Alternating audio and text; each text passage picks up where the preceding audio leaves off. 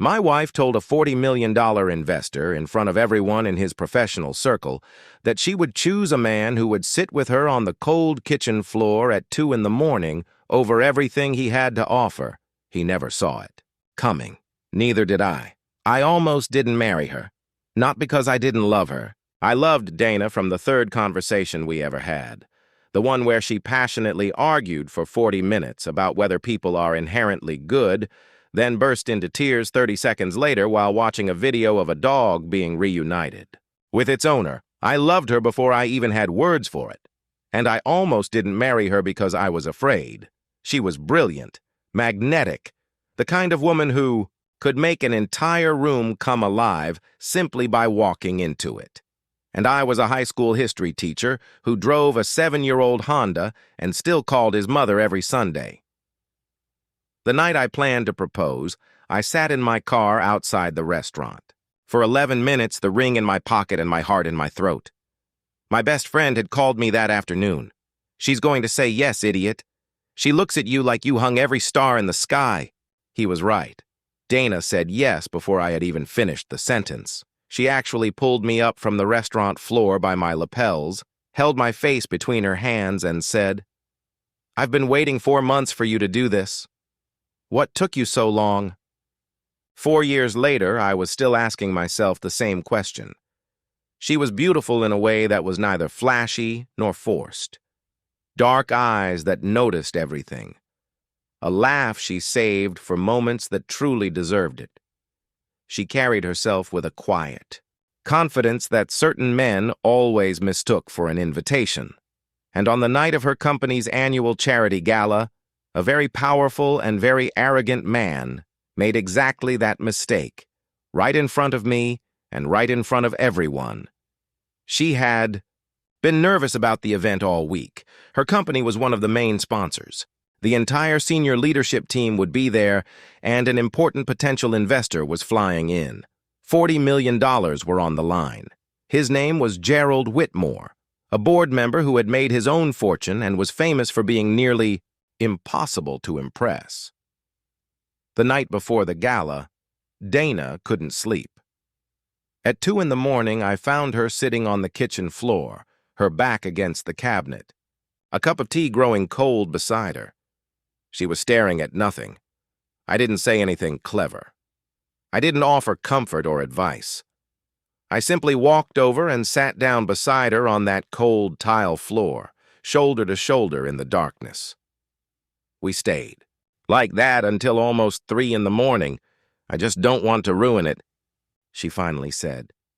"You won't," I replied. She rested her head on my shoulder and let out a long breath. That's what nobody tells you about 4 years of marriage.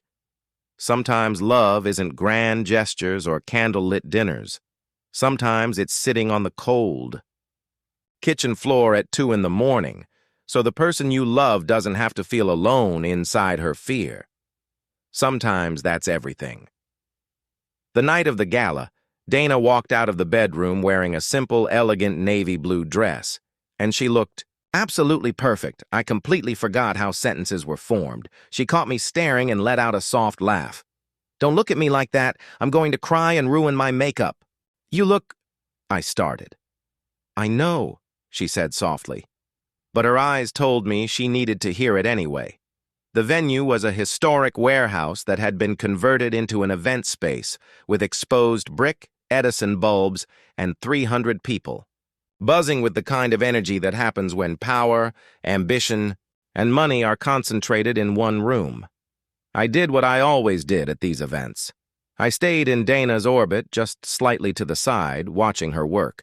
She was extraordinary at it, warm but precise, engaged but with clear boundaries. About an hour later, I spotted Whitmore across the room. He was tall, with silver hair, just over 60, wearing a tuxedo that cost more than my monthly salary. He moved through the crowd with the relaxed, unhurried confidence of a man who had never once wondered whether he belonged somewhere. He wasn't enjoying the room, he was calculating it. Then his eyes landed on Dana. I saw the exact moment it happened. His sweep of the room slowed, then stopped. He watched her for 1 second longer than necessary. He set down his glass, adjusted his jacket, and began walking toward her with the deliberate determination of a man who had already made a decision.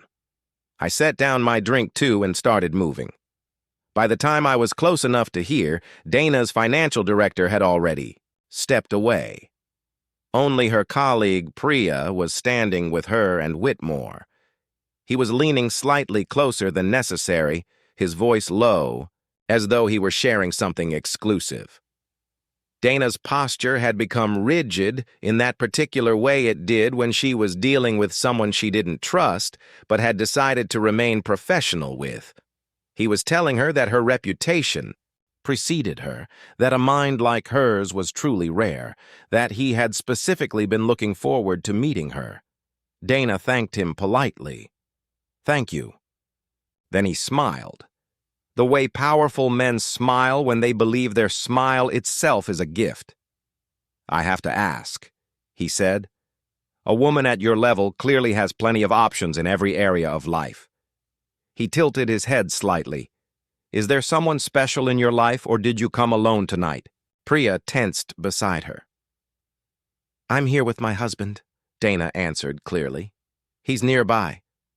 Whitmore gave a light laugh as though she'd just mentioned a minor logistical inconvenience. Oh, that was all, as if the word husband were nothing more than a footnote.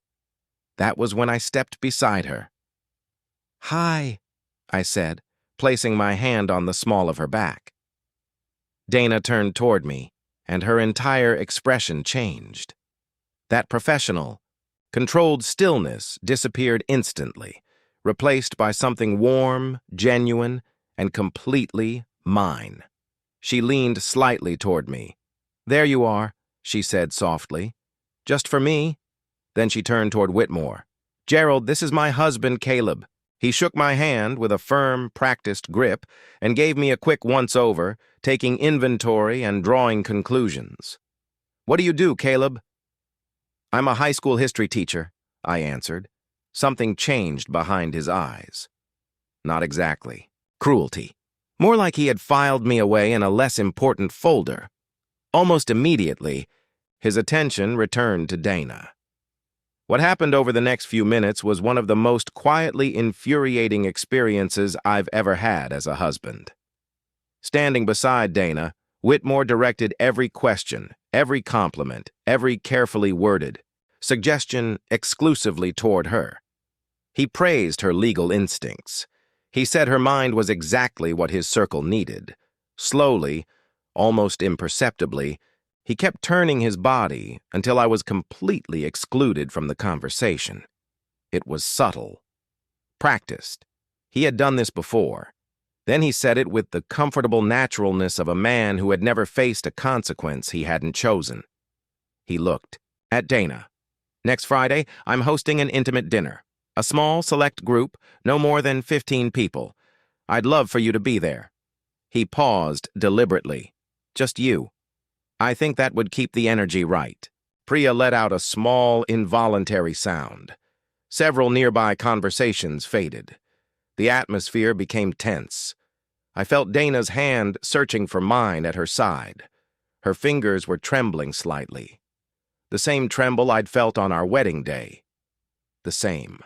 One I'd felt the night before on the kitchen floor. My wife, who was fearless in all the ways that truly mattered, was trembling. I opened my mouth. Dana stepped forward, not dramatically, just slightly. The way she moved when she had already made a decision completely, and there was no doubt about what would come next. When she spoke, her voice was calm, unhurried. The kind of calm that carries farther than any raised voice. "Gerald," she said, "I want to be honest with you." Whitmore raised his eyebrows, still convinced that this was going exactly where he wanted it to go. "I'm married," Dana said. "But not technically," she continued. "Not just on paper. I'm genuinely, completely, happily married to this man standing right beside me, the same man whose existence you've been ignoring for the last 20 minutes. The room went silent. Caleb teaches history to teenagers who need someone to believe in them, Dana continued, her voice steady but carrying something she was struggling to keep contained. He drives a car older than some of his students. He calls his mother every Sunday. She paused. And 2 nights ago, at 2 in the morning, when I was sitting on the floor of our kitchen, too scared and exhausted to move, he didn't offer me clever words or empty comfort. Another pause. He simply came and sat beside me on that cold floor and stayed there until I was okay. Absolute silence. "I would choose that man," Dana said quietly, without the slightest hesitation.